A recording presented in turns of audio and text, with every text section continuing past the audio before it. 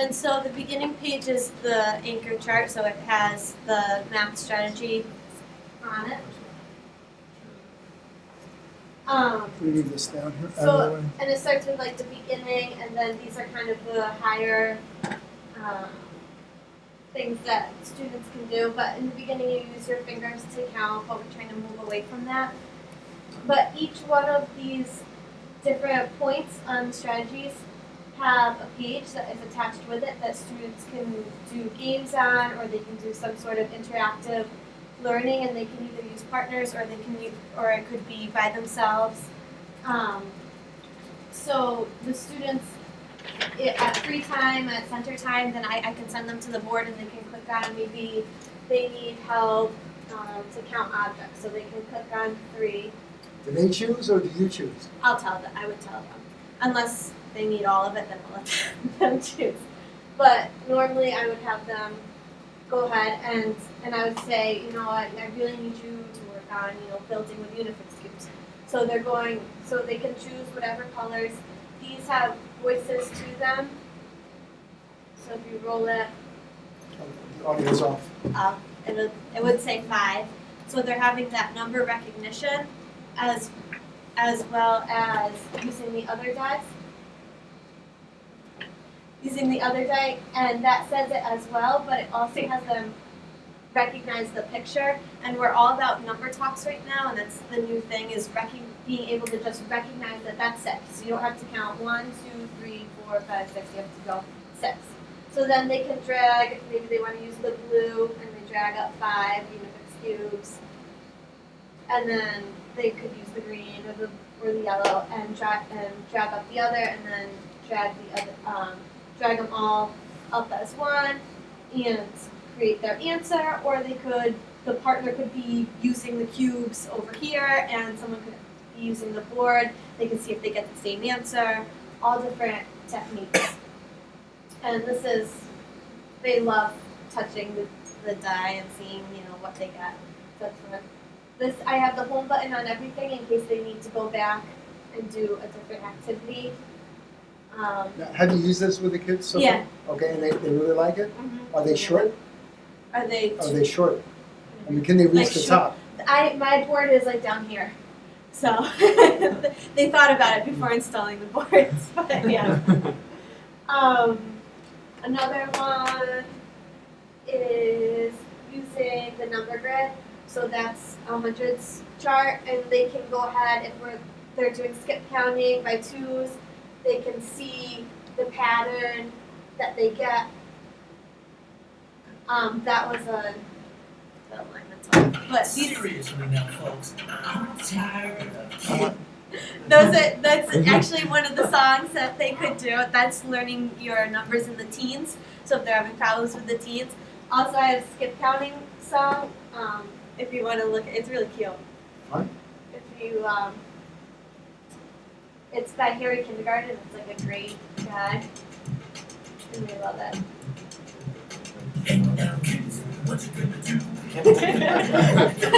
But they love it. It's really visual, and they can sing along with it. They can read the words. Now, this is more than a one lesson. We're talking about several lessons. Yeah, it's a lot. But they're using things, that the kids know to count. So we can stop this. But it does 2s, 5s, and 10s. I'm learning something. Yeah. And you can also go ahead and type in at the bottom on this activity. This is from Smart Notebook. And you can say you want to have multiples of 2s, and it'll flip them all over. Then you could reset it and see multiples of 5s or 10s. Where they want to work on, or they could just use it to start, I have an equation 2 plus 2, 1, 2. And they can just visually touch it and see it. There's a bunch more. At the end, though, I did include a game that they can use all. Yeah, it's a little to the left. I'll get it. Oh, good. At the end, there's a game. So they can combine all their strategies together. So this could be done in groups, it could be in pairs, and they can use all their different strategies to answer these simple equations. and they have to make sure that they use each one, and they can come back to here and they can check it off that they used it to solve the problem. It's just a fun little game, and they can use. Stop there. Do you notice the directions are in bold and the rest is in regular type? See how that makes it stand out? They can use these little cute game pieces to move when they get the answer correct. Do you want me to show more? No, well, the other folks, but wait, we need 3 comments, feedbacks. Did you build all of these pieces? Yes, Wow, and it took me impressive. forever. But it's so realistic in my classroom that it was worth it. And after the first time, you can add stuff to it and so on and so forth, so that whatever you do, you can always build on it, right? Yes. Is this the only one that you use, or do you have other notebooks as well? Oh, so many. Many, okay. Go ahead. I noticed a few sound effects. Did you obtain the sound effects from the smartboard, or did you have your own? Yes, they were already. You can find dice that are in the file, and they have ones that say In the the gallery. words Okay. in English or different languages. And Wendy actually put up a good site in the forum, Wendy from yesterday's class, that has like free sites. So it's in the questions for last week. It's got free sites for audio, or free site with good audio. One more. I have a question. Shoot. What is the rest of the class like? If you're doing a game like this, what are the rest of your students doing? The anchor part would be whole class. So we would be going over, okay, let's remind ourselves, what are these strategies? Then later on, when they're doing math centers, everyone has different centers, and depending on their levels, I could send them to the board and they could practice using a number line. I was just wondering. Yeah. No. And even if I were to introduce, I've already introduced these strategies, so I would introduce maybe one page a day, and we would talk about, okay, what's the different things you can do on this page, and then they would be set to do themselves. Yeah, it's all modeling in person.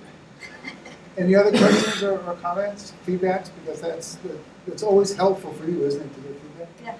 Now, when you built this and put it together, did you find like most of the stuff on the exchange, like Not- your number lines and your manipulatives and The number lines I got off Google because this is a frog jumper that we use, and that's an actual tool that they have in the classroom, so it mimics that. The tens frame is off of just the pictures that are in here already, not the exchange. These, I already had a page that I found on the exchange, so I got to reuse these from a different page. Tallies, I made those. Yeah, this is just another picture off Google. This is a picture from the pictures. Thank you. Next, Tristan? Yes, I Now- found it. I don't know.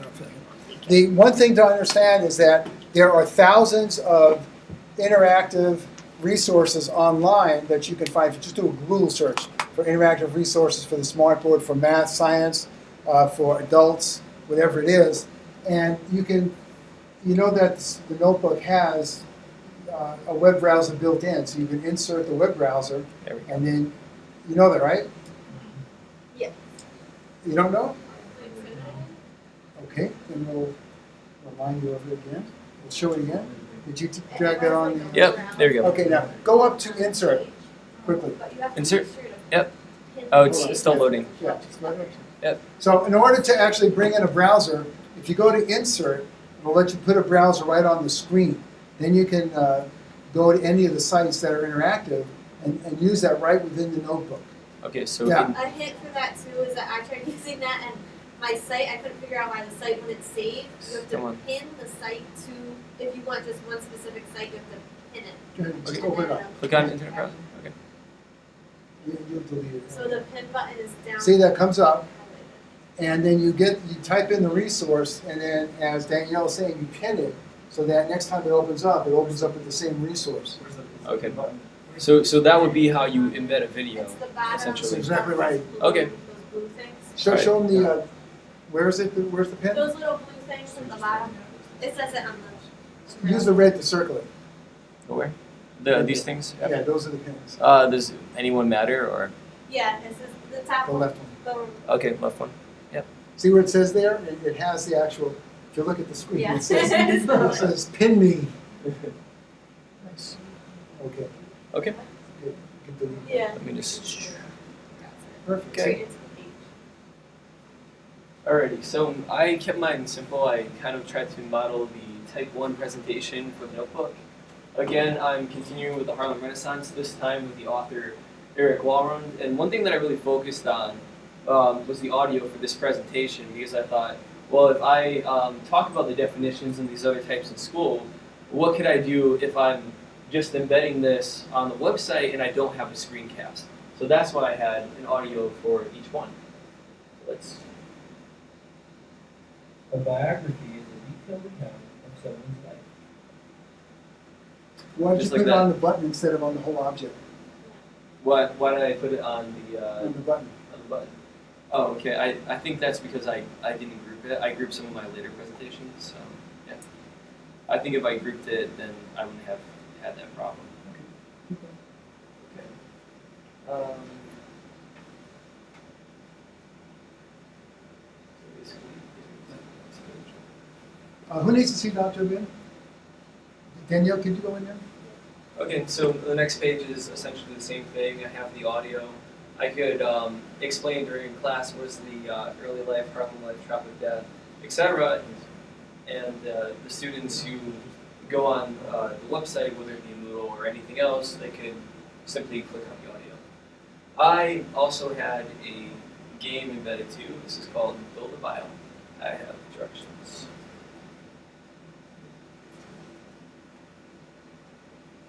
So it's better on the object. I learned that in my later presentations. But anyway, Good, okay, that's good. Welcome to Build a Game where you build Eric Walton's biography. Drag the incorrect piece of information to the left. If the information is incorrect, fill the stand. If it's correct, fill the stand. As a field test, what does that tell you? about the audio, Yeah, that's probably not loud enough. okay. And no one knows who cares about it because you can fix it before you use it with the audience. That's why you do the field test. So it's good to find And mistakes. the weird thing was I had maximized the audio on my computer, so maybe I should try doing it on another computer next time. just Or to use double check. Audacity to jack up the sound. Or use Audacity, yeah. So anyway, you could take the answer, drag it up, and it's right, it will disappear. Very simple, very basic function for this. And essentially you have the next 2 rounds of the same thing. Just, this is for the students to build information on how to read for, for a background, so on and so forth. So yeah. Yes? So what if the student with the Build-A-Bio, they just drag stuff until it disappears? I don't know, I would kind of want to see it be built. You would kind of want to see it be Yeah, so built. What do you mean by that with the right exactly? stuff, so that you can put it in order. Well, essentially, when we talk about the elements of biography, we do that here with the types. This is to get kids thinking about what is already not in the biography, because the information that people have about Eric Walrond is very, very basic to begin with. So essentially what we're looking for is something else, something deeper, and that's essentially the point of this game, to look for something deeper. Because if we just had told the kids, okay, this is the basic biography information, like this is where he was born, this is the year that he was born, and they put all that information there, we already have that, but we don't have some of the deeper material unless we really look at some of the text. But what if they don't? What if they don't read it before they drag it into the box? That's what the sound's for. I also implemented the sound there too. If they don't want to read it, they could click on the sound and they could hear it. Do they ever do that, kind of not really be interested, they just want to drag it? Does that happen in your experience? Like I said, I'm not a teacher yet, so I really don't know, but I imagine that's something that could happen too. Also, as a teacher, I think something you could do is go over the text beforehand, read it out loud a little bit, ask them if they understand it. So I mean, just from looking at this, you don't really get a sense of what you could do as an instructor, but I think there's a lot more than there was there. So, yeah. 2 more feedbacks at least.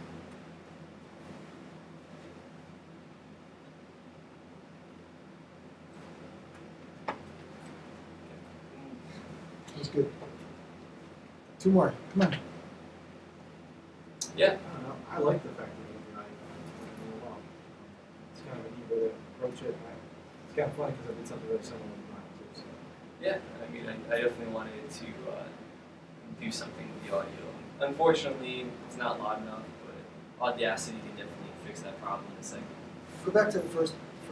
Yeah. You know, is it when you, Tristan? Is it when you record it? Does it cut you off? Because I noticed when you go to record it on the smart software, you wait like. There's a break. Yeah. 2 seconds. No, we're not going to break. Oh, it kind of has like a 1 second delay, and then boom, it starts and it's on. Any victim, I mean student, Sure. Yeah, you're going to go next. You can go. Now look at that.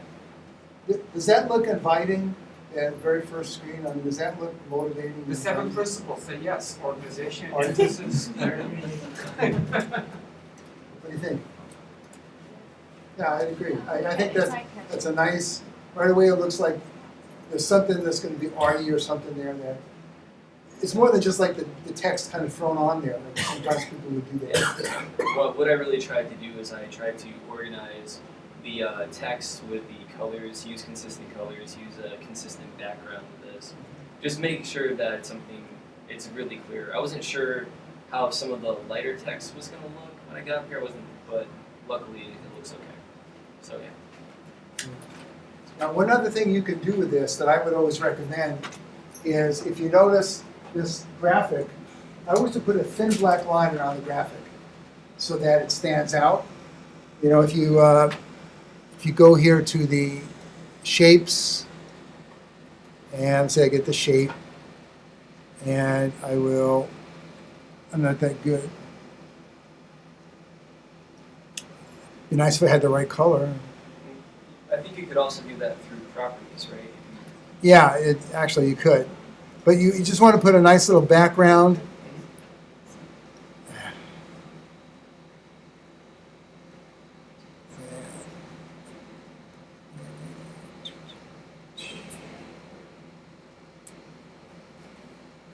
Not the best at this, but. I like that. So what this does, notice how this sets the picture off from the rest of the screen. Anytime you have a graphic, do something like that. Not any time, but I suggest it because it really does. See how it makes a difference? Because it takes it out of the background now and it makes it a foreground feature. Good. You had your camera. Oh, I was gonna say, it reminds me of something that you might use for a flipped classroom. Has anyone had any experience with Yeah, that? the classroom. When you flip the classroom, anyone know about that? Explain what it is. Oh, okay. From what my understanding is that instead of giving kids a homework assignment that they have to complete, it's more of like exploration the day before they come in. At least that's how I've seen it used. So this would be the assignment on a Monday, so that when they come in on Tuesday, they already have the prerequisite knowledge of what a biography is, what the things like this, and that if they come in and they don't know it, they can then look at it right the first thing when they walk to class. Obviously, it works if all the students have laptops, but I know people that actually videotape themselves doing a 15-minute lesson, and it's always available on Moodle. It's always there for them. It's the bare bones, it's basics. It's how to FOIL an equation or something like that. So that's kind of nice because it already has the audio built in, and it's not, they can go through at their own pace. Yeah, that's exactly how I instead meant of- it. Yeah. I mean, there are a number of different lessons that could be multi-purposeful for whatever reason. Anything could happen when you're teaching. There could be a snow day. But if you still want the kids to look at your lesson, you can just go online and access it and click on the audio. So, Have you heard that term, flipped classroom? No. It's like the sexiest big thing now in education. You'll see all sorts of stuff at conferences or it'll be online. They'll say no, I can't do it. They'll just say flipped classroom, and it's just kind of doing a lot of the work outside with good design, then coming in and kind of already having that instead of coming in not knowing anything and then just learning everything from the teacher, doing some homework. So they flip it around. You do a lot of the learning at home, come in and kind of do the head stuff, the other levels of Bloom's taxonomy. I have a question about gradients actually. I noticed because I was trying to originally do gradients for these boxes, but the problem is I can't with Photoshop, I can't use a consistent gradient. It will just fade from blue to white and then that will be it. Is there any way that I could circumvent that or? Here? It's in the properties.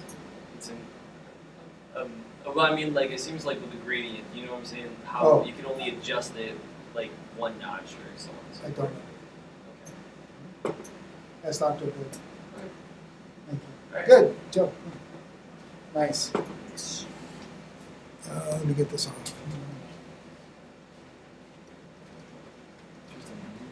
Do you find it helpful to look at people's work and then? Yeah, software. when you click on the shape, you're able to. Yeah, that's what I was Go to doing. properties. Mhm. You'll see there's a gradient option for it. It's pretty cool. Okay. You can demonstrate that for us. You could do that too. So what's going to happen is this week, I'll send you some feedback if you made lots of mistakes on yours. I'm going to look at them. But then you can take them now, and with what you've heard tonight, what you've thought about, you can actually change anything on those notebooks and make them better. I'll take the lesson plans tonight. I actually bring those up. I'll take those, and I'm just going to give you some feedback on those next week. I mean, I'll give it to you next week with some feedback on it. Sweet. Yeah, just drag it over to you. I'll just do this one, I guess. You don't want to hold it for you. I'm Or sorry. did you Oh, drag it geez, I home? didn't drag it to the desktop. Sorry. It's gonna take too long. Yeah, I probably should because It's really not that long. This is a short one.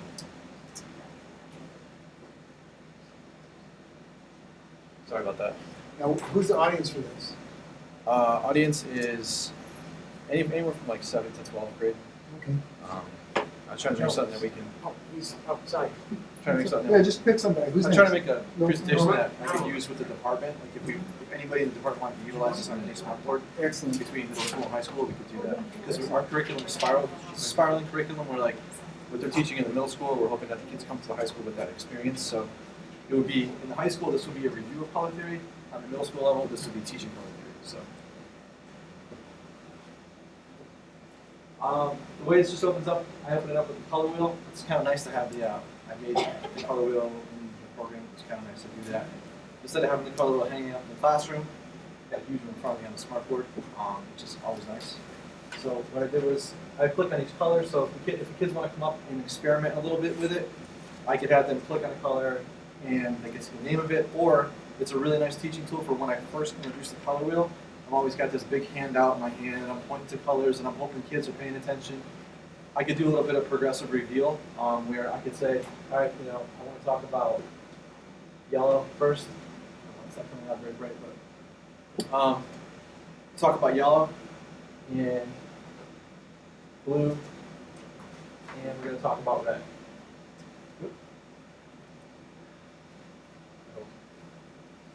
Somewhere.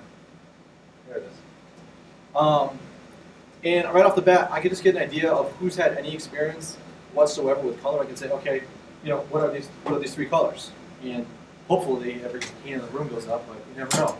Honestly, even at 7th grade, even at 9th grade, even at 10th grade, kids do not know primary and secondary colors. They have no idea. So every time I teach this lesson, I'm always surprised at what I see. But it's nice to do a little bit of progressive reveal. And each color on the wheel is there. So when I start to talk about each color, I can kind of go around. And this portion of just the opening page could take me as long as I need to until I start to get it. When we talk about mixing colors, I can say if you mix yellow and red, what color do you receive? Oh, excuse me, what color do you get? I can click on orange. So there's a lot of ways I could use that one screen.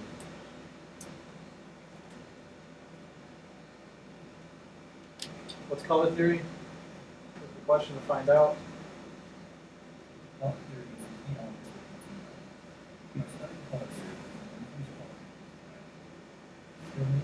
Sounds very loud.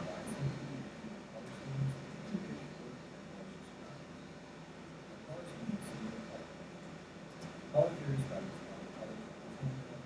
Oh, you're not gonna. Well, it goes through what color theory is, the importance of color theory, so I did a little recording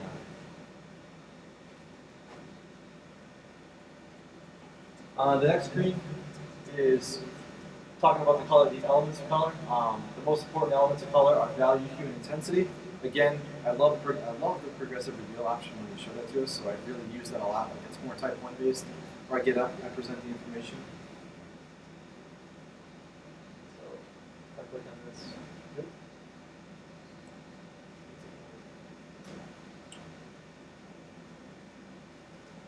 They're all separate.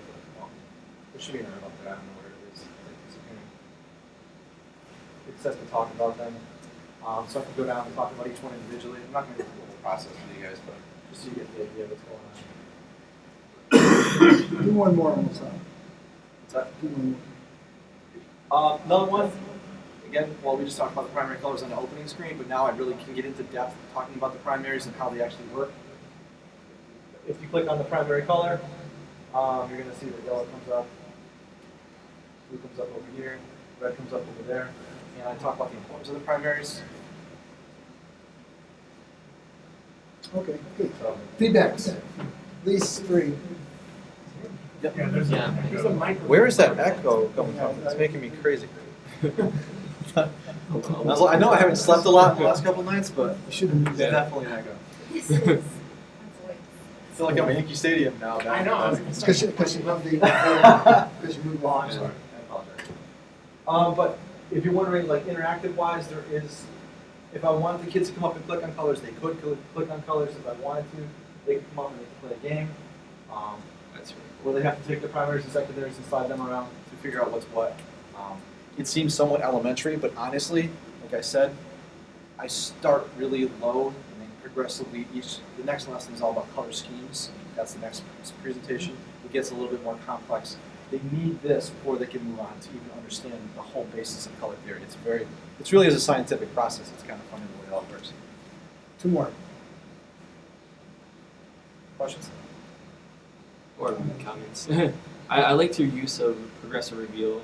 It kind of shows us how what's done on the PowerPoint and the keynote can be done exactly on a notebook too. I thought that was a nice technique.